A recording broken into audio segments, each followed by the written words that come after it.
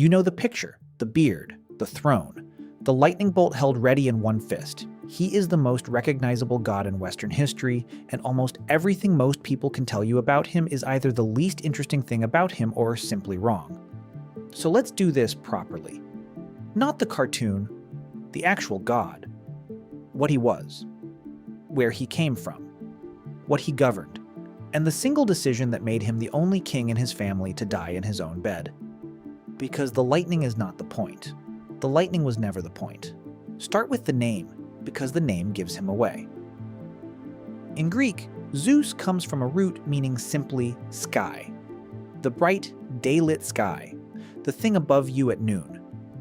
Go back further, and comparative linguists reconstruct a word from a dozen ancient languages at once. Dios Futur, Sky Father. It is among the oldest words we can recover at all, spoken 4,000 years and more before anyone laid the first stone of the Parthenon, by people who had not yet set foot in Greece and did not yet know they were going. That word traveled with them. It went south into Italy and became Jupiter, Dew Pater, Sky Father, the same two syllables worn smooth by a different tongue. It went east into India and became Dias Pita. It went north into the cold and became the Germanic Taiwas, whose day we still say out loud every single week when we say Tuesday. Zeus is not a Greek invention. Zeus is the name the Greeks happened to use for a god who was already unimaginably old when they arrived to worship him. So when a Greek said that name, he was not only naming a character in a story, he was naming the sky itself. Homer's standing titles for him read like weather reports: the cloud gatherer, the loud thundering, the one who delights in the thunderbolt. Rain was his, drought was his. The storm that took your ship and your brother was not, in the way we would mean it, sent by him. In a real and uncomfortable sense, it simply was him. The sky, in a mood, and you underneath it. The imagery follows from that, and every piece of it means something. The eagle, because it flies highest, and nothing looks down on it. The oak, because it is the tree lightning strikes most often. The aegis, which we usually picture as a shield, but which the oldest sources describe as something far stranger, a tasseled goatskin that causes blind terror in anyone who sees it shaken, and the thunderbolt itself, which he did not make. It was forged for him in payment of a debt we will come back to by 3 prisoners he had the sense to set free. But notice what is missing from that list. He does not own the sea. His brother does. He does not own the dead. His other brother does. He did not create the world. The world was old before he was born. He is not all-powerful, not all-knowing, and not, by any reading, all-good. He is a king among powers that could genuinely destroy him, holding a throne against a family history which says plainly that he should not be able to. To understand how he manages it, you have to start with what his father did. There is a pattern in this bloodline, and it runs through it like a fault line. The first ruler was Ouranos, the sky, who hated his own children so completely that he pushed them back down inside their mother, Gaia, the earth, and would not permit them to be born. So Gaia made a sickle out of gray adamant, and she went to her sons and she asked which of them would use it on their father. Only the youngest would take it. His name was Kronos. He unmanned his father and took the throne, and the throne came with a curse attached. What you did to him, your own son will do to you. Kronos believed the curse absolutely.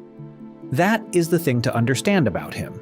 He was not stupid, and he was not careless, and he did not ignore the warning. He simply could not think of any solution more imaginative than the most obvious one available. His wife Rhea bore him children, and as each one was born, he took it up and swallowed it whole and living. Hestia, Demeter, Hera, Hades, Poseidon. 5 children sitting in the dark inside their father, fully conscious, unable even to die, because gods cannot. When Rhea was carrying the 6th, she stopped. She went to her own parents, to Gaia, and to Ouranos, and asked them to help her, and they hid her away. She gave birth in secret on the island of Crete, in a cave high on a mountainside. And then she walked back to her husband, carrying a stone, wrapped tight and careful in swaddling cloth, and she put it into his hands, and he swallowed it without ever looking down. That is how Zeus survived his own birth. Not by strength, and not by prophecy. By a mother's lie and a rock in a blanket. He was raised in that cave by things that were not his parents. A she-goat called Amalthea fed him, and her broken horn became the cornucopia, the horn of plenty, an image we still reach for when we mean abundance without limit. And around the mouth of the cave stood young armored men called the Kurets, who beat their spears against their shields and danced and shouted every hour of every day for years on end, not as a ceremony, as a job, so that the sound of a baby crying would never once rise far enough to reach the sky where his father was listening. When he was grown, he went back. In most versions, he came disguised as a cupbearer, a servant beneath notice, and he handed his father a drink, and the drink was an emetic. Kronos brought up 5 fully grown gods, alive, and the stone along with them. That stone was set up at Delphi, where visitors could still be shown it centuries later. And because his brothers and sisters came out of him in the reverse of the order they went in, Zeus, the lastborn, became in every practical sense the eldest. Then the war began. The Titanomachy ran for 10 years, and for 10 years neither side could break the other. Zeus won it in the end by going deeper than his father had ever been willing to go. In the lowest part of the world, Ouranos had imprisoned the Cyclopes and the 100-handed ones, and Kronos, on taking power, had simply left them there. Zeus went down and let them out. The 100-handed threw boulders 300 at a time. The Cyclopes, in gratitude, forged him the thunderbolt. He won because he freed the prisoners his father was afraid of. Afterwards, the world was divided by lot. Zeus drew the sky, Poseidon the sea, Hades the dead. Now, here is the part that gets left out of every children's version, and it is the part that matters most. If you had asked an Athenian what Zeus governed, he would not have said the weather first. Zeus's real portfolio was not meteorological, it was moral. He was the god who held together the small handful of rules that allow strangers to live near one another without killing each other, and the Greeks gave him a separate name and a separate altar for each one of them. Zeus Xenios, Zeus of the guest. In a world with no police, no passports, and no law at all beyond your own city wall, a traveler's single protection was the absolute obligation of a host to feed and shelter him, and the matching obligation of a guest never to abuse it. That was not etiquette. That was infrastructure, and Zeus enforced it personally, which is why the Trojan War is not, at bottom, a story about a beautiful woman. Paris was a guest in Menelaus' house when he took Helen. He did not merely steal a wife, he broke the one rule that made travel survivable, and heaven treated it as an offense against heaven. Zeus Horkios, Zeus of the oath. Every contract, every treaty, every promise sworn between men was sworn in his name, which meant that a lie was not a private failing to be settled between the parties. It was a direct provocation of the god holding the lightning.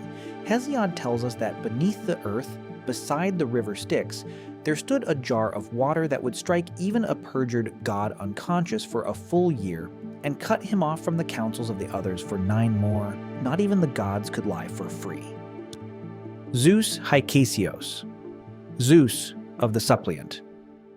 If a man came to your hearth with nothing left, having killed someone, having lost everything he had, and sat himself down in your ashes and asked you for mercy, he became untouchable. You could refuse him nothing. Murderers were sheltered under this rule, and everyone knew it, and they sheltered them anyway. It was not sentimentality, it was a hard-headed recognition that a society which will not shelter the desperate will sooner or later become a society composed entirely of the desperate.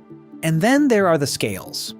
At the decisive moments of the Iliad, Zeus does not command anything. He takes out a golden balance, and he places a man's fate in each pan, and he lifts it, and he watches to see which side sinks. It is one of the strangest images in all of Greek literature because it shows the most powerful being in the universe consulting something above himself. The Greeks were never entirely sure whether Zeus wrote fate or merely read it. They never resolved that question. And the fact that they left it unresolved is itself the point. This was not an abstraction. At Olympia, they built him a temple, and inside it, a seated statue 40 feet high in gold and ivory, counted among the 7 wonders of the world. And every 4 years, they stopped their wars so men could run and wrestle in front of it. At Dodona in the north, there was an oracle older than Delphi, where priests read his answers in the sound of wind moving through the leaves of an oak. Look at what the Greeks actually did.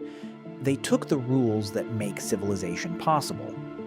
Protect the stranger, keep your word, shelter the desperate, and placed them under the one god carrying a weapon nobody could survive. Not because they thought he was good. Read the myths. He frequently is not, because the alternative was leaving those rules unguarded. Which brings us to Prometheus, and to the strangest relationship in Greek myth. We remember him as Zeus's enemy, but he did not start that way. Prometheus was a titan, one of the old generation, the losing side. And when the war came, he read it correctly and sided with Zeus against his own kind. His name means forethought. That is not decoration. It is the whole of his character and the whole of his function. Prometheus is the one who sees what is coming, and in a story about a family destroyed over and over by the same prophecy that turns out to matter more than any weapon. Their falling out began over an ox. At Mycenae, gods and men met to settle how sacrifice would work, which portion went up to heaven and which stayed on the table. Prometheus butchered the animal and made 2 piles. One was the good meat, hidden under the stomach lining, ugly to look at. The other was bare bones, wrapped in glistening white fat and beautiful. He invited Zeus to choose first. Zeus chose the fat. And that is why, ever afterward, the Greeks burned the bones and the fat for the gods and kept the meat for themselves, because a titan tricked heaven into picking the wrapping. Zeus's answer was to take fire away from mankind, not as spite, as policy. Fire is the whole of technology. Metal, cooking, warmth, light, everything that lets a fragile animal survive a winter. Withhold it, and humanity stays exactly where it is, permanently. Prometheus went and stole it back. He carried it down hidden in the hollow stem of a fennel stalk, which smolders slowly inside without showing a flame, and he gave it to people who had been sitting in the dark. Every furnace since is descended from that one theft. The punishment is the image everyone knows and almost nobody has thought about properly. Zeus had him chained to a rock in the Caucasus, and every day an eagle came and ate his liver, and every night the liver grew back so the eagle would have something to eat in the morning. It is not designed to kill him. It cannot kill him. It is designed to be survivable forever, which is the entire cruelty of it, a punishment engineered around the fact that its victim is immortal and therefore has no exit. But Prometheus had something. He had forethought. And what he had foreseen was a specific prophecy about Zeus. He knew that there was one woman in the world who, if Zeus fathered a child on her, would bear a son greater than his father. He knew her name. And chained to that rock, with the eagle arriving every dawn, he would not say it. That is the real reason he is there, not the fire. The fire was the charge, the silence was the sentence. Zeus was torturing a prisoner for information. And the information was the location of his own destruction. It held for generations. And in the end, it was broken not by force, but by a bargain. Heracles, a mortal hero, and Zeus's own son, came through the Caucasus, shot the eagle, and struck the chains off. And Prometheus, freed, finally gave up the name. Consider the shape of that. The king's own son buys the secret that saves the king's throne, from the prisoner the king had been torturing for it. And the name Prometheus, finally said out loud, was Thetis. Before we get to what he did about it, we have to deal with the affairs, because there is no honest account of Zeus that skips them, and there are dozens. He came to Europa as a white bull and carried her across the sea, to Leda as a swan, to Danaia, locked in a bronze chamber by a father trying to outrun a prophecy of his own, as a shower of gold falling through the roof. To Io, he came as a cloud. And to Semele, who asked to see him as he truly was, he came in his own form, and she burned to nothing because that is simply what happens. Modern readers find this appalling, and they are not wrong too. A great many of these stories describe, quite plainly, the abduction and coercion of women by a being who cannot be refused, and the ancient sources are frequently untroubled by that in a way we have no obligation to imitate. But it is worth understanding why there are so many of them, because the reason is not that the Greeks found it charming. The reason is bureaucratic. It is genealogy. Every city, every royal house, every aristocratic family in the Greek world wanted a founder descended from Zeus, and the only way to get one was a story in which he fathered your ancestor. Heracles, Perseus, Minos, Helen, the kings of Sparta traced their line to him. So, 1,000 years later, did Alexander. Each new claim required a new liaison, and so the list grew century after century because the customer base kept growing. What looks like a catalog of appetite is also a filing system for legitimacy. And standing through the whole of it is Hera, who is not, as she is almost always drawn, a shrewish wife with a jealousy problem. Hera is the goddess of marriage. That is her domain, her office, the institution she personally governs. And she is married to its single most famous violator, publicly, permanently, with no possibility of divorce. Her fury is not petty and it is not personal vanity. It is structural. She is the guardian of an institution being dismantled in front of her in perpetuity by her own husband. Then came Thetis, a sea nymph, a daughter of the old sea god Nereus, and Zeus wanted her. And by the ordinary run of these stories, that should have been the end of the matter. Except that this time, he knew. The secret had come out of the Caucasus at last. The son of Thetis will be greater than his father. Zeus had heard that sentence before. It had destroyed his grandfather. It had destroyed his father. He was the third generation in a row to have it pointed directly at him, and he was the first one to hear it in time. And he did the one thing nobody in his family had ever done. He let her go.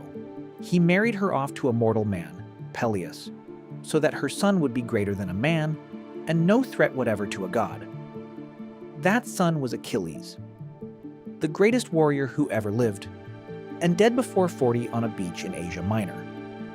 Ouranos was destroyed by his son. Kronos was destroyed by his son. Zeus was not, and the reason is not that he was stronger than either of them.